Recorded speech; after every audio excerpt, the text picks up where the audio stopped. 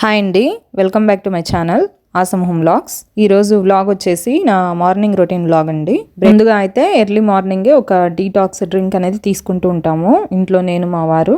రోజుకొకటండి, రెగ్యులర్గా ఒకటే కాకుండా ఒక 4-5 డేస్ సేమ్గా తీసుకున్నా మళ్ళీ దాన్ని చేంజ్ చేస్తూ ఉంటాం అనమాట. ఈరోజు అయితే హనీ వాటర్ తీసుకుంటున్నాము. వాటర్ కొంచెం కెటిల్లో బాయిల్ అయిన తర్వాత దానికి 1 టీ స్పూన్ హనీ అనేది మిక్స్ చేసేసుకొని ఇలా రెగ్యులర్గా తీసుకుంటూ ఉంటాం ఎర్లీ మార్నింగే. మాకైతే ఇప్పుడు అరౌండ్ 6:30 అలా కావస్తుందండి టైము. ఇప్పుడే కొంచెం అలా ఎండలాగా వస్తుందన్నమాట, కొంచెం వెళ్తురు అంతే. నేను ఇక్కడ ఇంకా బాల్కనీలో నిల్చొని కొంచెం సేపు ఇక్కడ వెదర్ బాగుంది కదా అనేసి హనీ వాటర్ తీసుకుంటూ ఉన్నాను. ఇక్కడ మా అపార్ట్మెంట్స్లో అందరూ ఎవరి పనుల్లో వాళ్ళు మునిగిపోయారండి. మార్నింగే పిల్లలు స్కూల్స్, జాబ్స్ అన్నీ వాకింగ్ చేసే వాళ్ళు కూడా వాకింగ్ చేస్తూ ఉన్నారు. నేనైతే ఇంకా లోపలికి వచ్చేసి పాలైతే వేడి చేస్తున్నానండి. కొంచెం పాలైతే కాఫీకి పెట్టేసి మిగిలినవి పిల్లల కోసం అని చెప్పేసి తీసి పెట్టేశాను. నాకు మా వారికి అని చెప్పేసి ఒక 2 కప్స్ మిల్క్ అయితే బాయిల్ చేసుకున్నానండి.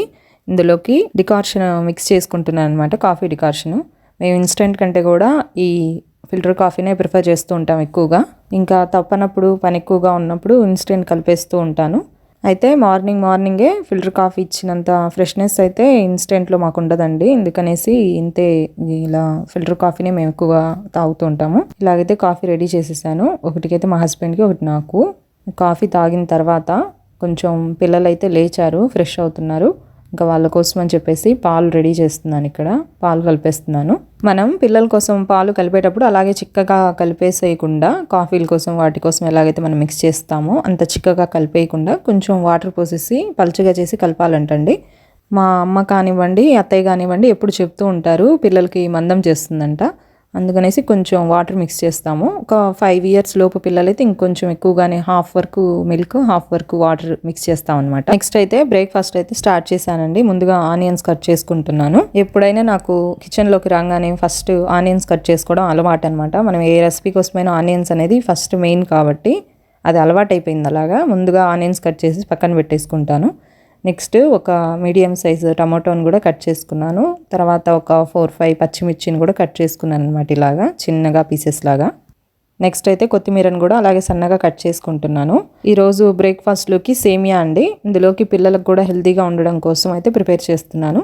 మరి ఎక్కువ స్పైసీగా లేకుండా మంచి వెజిటేబుల్స్ మిక్స్ చేసేసి స్టిక్కీగా రాకుండా బాగా పొడిలాడుతూ టేస్టీగా ఉండేటట్లు ఈరోజు సేమియా అనమాట. కొంచెం స్టిక్కీగా ఉన్నా మా పిల్లలు తినరండి, అందుకోసం అని చెప్పేసి. తర్వాత బీన్స్ కూడా ఇలాగ చిన్న చిన్న పీసెస్ లా కట్ చేసుకొని పక్కన పెట్టేసుకున్నాను. ఈ వెజిటేబుల్స్ మీ ఆప్షనల్ అండి.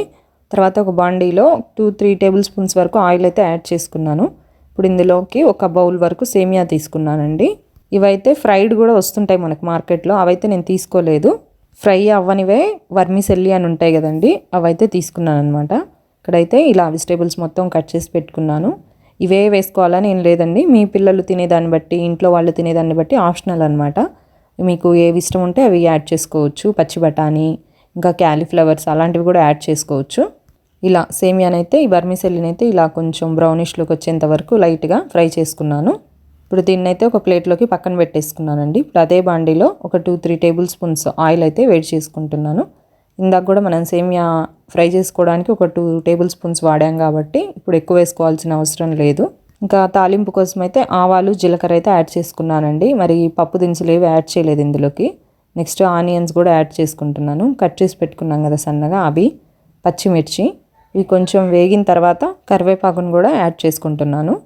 ఇవన్నీ కొంచెం పచ్చి వాసన పోయేంత వరకు ఒకదాని తర్వాత ఒకటి ఫ్రై చేసుకోవాలండి. అంతవరకు మనం ఫ్రై చేసి పెట్టుకున్న వర్మిసెల్లి కూడా అక్కడ చల్లారిపోతూ ఉంటుంది పక్కన. నెక్స్ట్ అయితే టమాటో ముక్కలు కూడా యాడ్ చేశాను. అందులోనే దాంతోపాటుగా క్యారెట్, ఇంకా బీన్స్ని కూడా యాడ్ చేసుకుంటున్నాను. ఇవి కొంచెం పచ్చి వాసన పోయేంత వరకు ఫ్రై చేసుకోవాలండి. ఈ వెజిటేబుల్స్తో పాటుగా మీ పిల్లలు ఇష్టంగా ఉంటే పొటాటోస్ అలాంటివి కూడా యాడ్ చేసుకోవచ్చు. ఇప్పుడు కొంచెం ఉప్పు, పసుపు కూడా యాడ్ చేసుకున్నాను ఇందులోనే. తర్వాత ఇంకేమన్నా వాళ్ళు ఇంట్రెస్టింగ్గా తినే క్యాప్సికమ్ అలాంటివి కూడా యాడ్ చేసుకోవచ్చు. ఇప్పుడు వెజిటేబుల్స్ అన్నీ ఫ్రై అయిపోయిన తర్వాత హాట్ వాటర్ అయితే యాడ్ చేసుకుంటున్నానండి. నార్మల్ ప్లెయిన్ వాటర్ యాడ్ చేసుకుంటే మళ్ళీ బాయిల్ అవ్వడానికి ఎక్కువ టైం తీసుకుంటుందని చెప్పేసి ఇలా కెటిల్లో ముందుగానే మనం తాలింపు వేసుకునేటప్పుడు పెట్టేసుకుంటే ఈజీగా ప్రిపేర్ చేసుకోవచ్చు. ఇలా ఒక బాయిల్ వచ్చిన తర్వాత ఫ్రై చేసి పెట్టుకున్న ఈ సేమియాని అయితే ఇందులోకి యాడ్ చేసుకుంటున్నాను.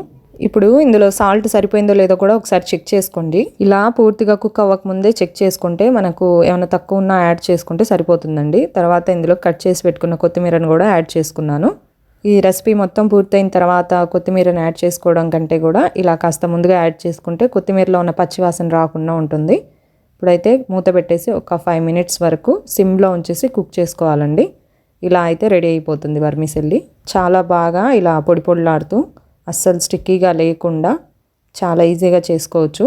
పిల్లలు కూడా చాలా ఇష్టంగా తింటారనమాట. కొంచెం అతుక్కుంటూ ముద్దలాగా స్టిక్కీగా వస్తే అస్సలు తినలేవండి. నేనైతే ఈ వర్మిసెల్లి ప్రిపేర్ చేయడం కోసం 1 కప్కి 1.5 కప్ వాటర్ అయితే యాడ్ చేశాను, హాట్ వాటర్. మీరు కూడా ఇలా చిన్న చిన్న టిప్స్ యూస్ చేసి ఇలా వర్మిసెల్లిని ఈజీగా ఇలా పొడి పొడిలాడుతూ రెడీ చేసుకోవచ్చండి. ఎప్పుడు మీకు అతుక్కొని ముద్దలాగా వస్తున్నా కూడా నేను వీడియోలో చెప్పినట్టుగా చిన్న చిన్న టిప్స్ యూస్ చేసి చాలా ఈజీగా చాలా టేస్టీగా వితిన్ మినిట్స్లో ప్రిపేర్ చేసుకోవచ్చు. దీన్ని లంచ్ బాక్స్ రెసిపీగా కూడా మనం సర్వ్ చేయొచ్చు అనమాట. ఎంతసేపు ఉన్నా బ్రేక్ఫాస్ట్ చేసి ఒక 5 మినిట్స్ అలా లేట్ అయినా కూడా అస్సలు అతుక్కోకుండా ఇలా పొడి పొడిలాడుతూనే ఉంటుంది. పిల్లలకైతే ప్లెయిన్గా, పెద్దవాళ్ళకైతే ఇలా కొంచెం చట్నీతో సర్వ్ చేశానండి. ఇదండి ఈ రోజున బ్రేక్ఫాస్ట్ వ్లాగ్. బ్రేక్ఫాస్ట్ అయిపోయిన తర్వాత కొంచెం గ్రాసరీస్ పని ఉంటే బయటికి అయితే వెళ్ళాను. వీడియో నచ్చితే లైక్, షేర్, సబ్స్క్రైబ్ చేయండి. Stay healthy and happy. Bye అండి.